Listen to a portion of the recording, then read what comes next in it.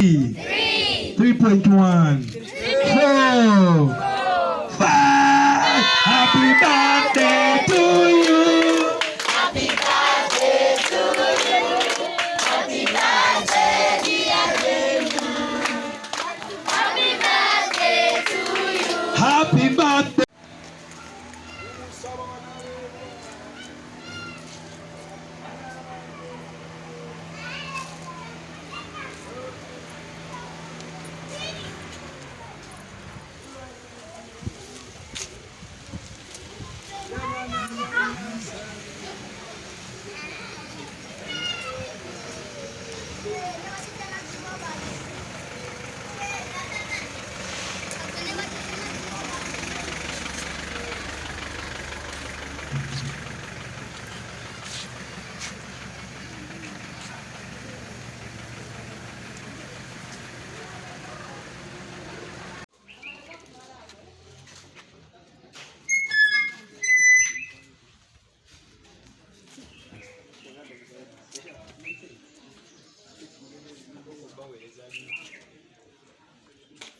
Buno obwana gye buli buno obwana bwe mulaba bwana bw'ababbi, bwana bwa single mothers, bwana buli ku street tebulina tewali abufaako ssaawa zino newe mbutwala ggulu tewali agenda kumbuuza. So obwana obwo gye buli mu ghetto nga tebumanyi maama tebumanyi taata. So bwe natandika okukwatako so kati buva 2017 na guno gwaka ndabira abaana ba street.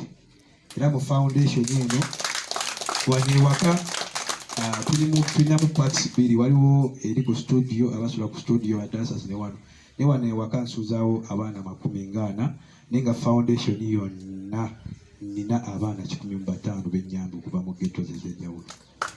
So natandika n'abaana bana kasubire mwe muri. You guys come before we give this microphone to our visitors. So bana abaana be natandika nabo, I can share that story. Yes, bana abaana bali bayaye basite nga babbi Kampala nga babbira Busaabala okunalo. So kati bana abaana bali babbira Busaabala, kati bana abaana bazaalibwa jjajja omukadde Busaabala we yabaza omukadde oyo yazaala abaana ab'obuwala. So n'abaana ab'obuwala ne bazaala nga babazaalamu baana bakyali ba ghetto. So kati bana abaana ne bakulira ewa jjajja nga tewali abayamba, tebamanyi bamaama baabwe, tebamanyi taata we, kwegamba bamanyi jjajja naye nga bamaama baabwe be booluganda, bo si baluganda kimaama netta, naye nga bamaama baabwe baluganda, omukadde yazaala bawala bokka. So bwe bakulira awo ne batandika okweyiya, ne batandika okuba nga banoonya scrap, ne batandika okuba nga ababbi e Busaabala nga bagamba obwana bwa jjajja. So nga bano abaana ne batuuka ng'ekyawe kitandise batenga obbooca. So lumu ne bagenda ne babba amasigiri g'omukazi, omukazi n'abakwata, baze bakwata n'abagamba mbatwala basiba. Bamwegayira bagaffe tusobola okuyimba, tusobola okuzina. Omukazi n'abasonyiwa n'abaleeta ku kyaki, ne baleeta ku kyaki ne bankwasa. Era okuva 2017 nakati abaana mbeera nabo bakyuka, abaana bakabi. Bamwita Bible Kid, yawangula competition za Bible n'agenda e Tanzania na representinga Uganda e Tanzania. Era Bible yagisoma, musajja muyimbi bamwita Bible Kid, rapper wakabi. Era musajja tumunyamu essuubi, yatudde P7 yafunye 11 points, yafunye first grade. So bamwita Rodney Case, naye musajja mukubi wa ziziki dansa wakabi. Babadde nnyo mu nnyimba za Pastor Bugembe nga Speed, Mpanisa emikono gyange, nnyimba nnyingi za Pastor Bugembe babadde bano abaneezaanyi. Yasone za Copy Blind. So ono naye yatudde P7 yafunye 17 aggregates, second grade. Kati ono teyatuula P7 wakubanga bafuna contract ono gwe nawe jangu. She was my first ono emwana gwe nasooka okuyamba mu foundation bamuta Patience. Bafunanga bagenda Bulaaya mu London okuzina. So baba picking bagenda bazine London bajjamu n'abaana bana abange Kolinyalwa. So kati ono n'atatuula naye kati omwaka gwe bali bagenderamu ensi ne bazilookinga down. So ne bamala emyaka egyo nga tebatudde. So naye nga tuwasuubira okuba nga bagenda tuula P7 nabo. Yes, ono bamuta Patience, omwana gwe nasooka okuyamba oba gwe nasooka okuyamba mu foundation maze naye emyaka giringa ng'ena etaano. Story ye eri nti ye yakulira mu famire nga dadi taliiwo nga mami eka yaliwo naye ng'ate ku myaka emito myaka ng'etaano nga yalina okunoonya ekyokulya atwale waka bafune ekyokulya, naye ng'akoleza talenti yali mwana muzinyi ng'azina nnyo, so ng'agenda ku kyaki ng'asiba ku kyaki ku Sunday school obusente bwe bamufuuwa nga bwalina okutwala ewaka. So one day yajja ewaka nga ali inspired ne bana abalenzi naye agala zina nga bo, bano abaana bazina nnyo kati naye najja abeegatteko. So lumu nkomayo waka ne mugamba gwe tugenda wamu, nagamba waka teri kyakulya sisobola agenda waka papa, nenkyatinga naye nensharinga naye. Then I had to go to their place.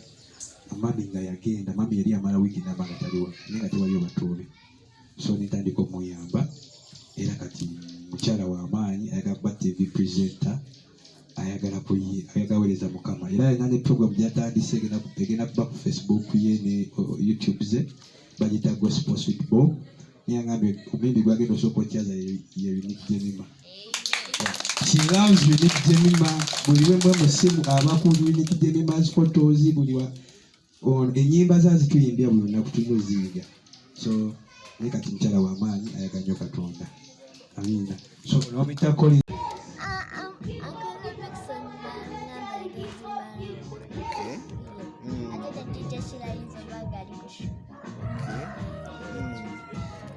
Owulira otya muli kyekiddako? Mpulira bulungi nnyo, mpulira bulungi okuba wano nga tujaguza n'abaana. I'm so happy. Onoobakubirayo katyuni?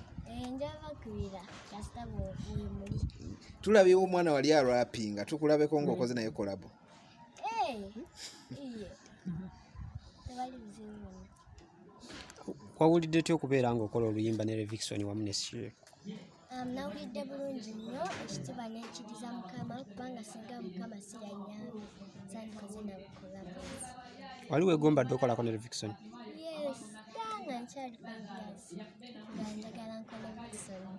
Muyimbi ki omulala gwe weegomba aba gospel? Muyimbi kanjagere batono. Uncle Revikson, Pastor Gembe, Copy Bly, ne Damasco, Sinach, Exodus, Ada, Masichino n'abalala bangi. Leero mukwano gwo Fresh Kid ng'ate otambudde naye. Leero ntambudde n'abano. Ono BFF wange, ono Uganda wange, n'abano nabo ba BFF wange. Oba tewamutegeezezaako nti ogenda kujja wano? Ekirowoozo ky'okuleeta wano amazaalibwa go kyabadde kiki oba kyaddala? Mu kusooka kyali kirooto kyange nga njagala okuyamba abantu, kati neebaza nnyo management yange nti nayo yakirowoozezaako negamba tukyakiriza omulala. Kwatira wamu abali eyabandaba.